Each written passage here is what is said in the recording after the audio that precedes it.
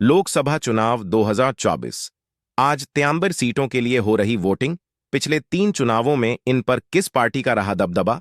2019 और 2014 के लोकसभा चुनाव में इन 93 सीटों पर बीजेपी आगे रही थी और कांग्रेस का प्रदर्शन खराब रहा था। हालात ये थे कि कांग्रेस 8 से ज्यादा सीटें नहीं जीत पाई थीं और बीजेपी ने काफी बढ़त बनाई थी। नई दिल्ली। देश में लोकसभा चुनाव के तीसरे चरण की शुरुआत हो चुकी है। आज देश के 11 राज्यों और केंद्र शासित प्रदेशों की 93 सीटों के लिए मतदान हो रहा है। पीएम मोदी और गृह मंत्री अमित शाह ने भी आज वोट डाला है। कुल 93 सीट के लिए 1300 उम्मीदवार मैदान में हैं, जिनमें 120 महिलाएं हैं, जबकि पात्र मतदाताओं की संख्या 11 करोड़ से ज्यादा है। इन 93 सीटों पर पिछले 2 चुनावों में कांग्रेस का प्रदर्शन बहुत बुरा रहा है और वह 8 से ज्यादा सीटें नहीं जीत पाई है। वहीं बीजेपी ने इन सीटों पर दबदबा बनाकर रखा है। पिछले चुनाव में क्या हुआ था? 2019 और 2014 के लोकसभा चुनाव में इन 93 सीटों पर बीजेपी ने शानदार प्रदर्शन किया था।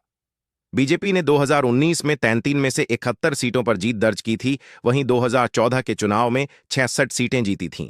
2009 के चुनाव में बीजेपी को 46 सीटों पर जीत मिली थी। वहीं कांग्रेस ने इन 93 सीटों में 2019 में 5 सीटें, 2014 में 8 सीटें और 2009 में 24 सीटें जीती थीं। साल 2019 में जेडीयू, एनसीपी और शिवसेना को 3-3 सीटें मिली थीं। कई सीटों पर अकेले लड़ रही पार्टियां इस बार बीजेपी गुजरात की 25, कर्नाटक की 14, यूपी की 10 और छत्तीसगढ़ की 7 सीटों पर अकेले लड़ रही है। वहीं यूपी की 10 सीटों में से 9 पर समाजवादी पार्टी अकेले दम पर है। वहीं कांग्रेस फतेहपुर सीकरी से अकेले मैदान में है। ये 8 सीटें चर्चा में। इस बार 43 में से 8 सीटें काफी चर्चा में हैं। इनमें गांधीनगर, मैनपुरी, बहरामपुर, बारामती, विदिशा, गुना, राजगढ़ और बदायूं शामिल है।